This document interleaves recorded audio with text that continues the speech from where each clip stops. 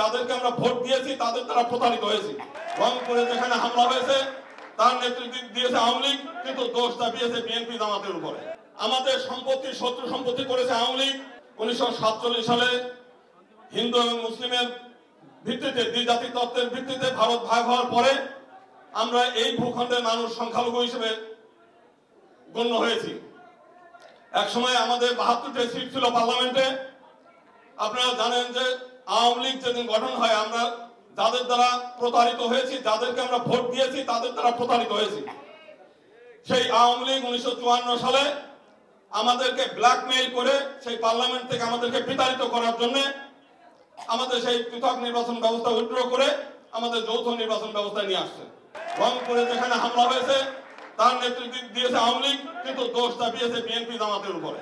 এবং আপনারা কিন্তু প্রত্যেকেই জানেন তার কোনো বিচার হয় নাই।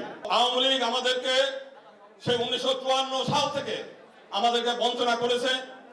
আমাদের সম্পত্তি শত্রু সম্পত্তি করেছে আওয়ামী লীগ। রমনা কালী মন্দির ভেঙেছে আওয়ামী লীগ।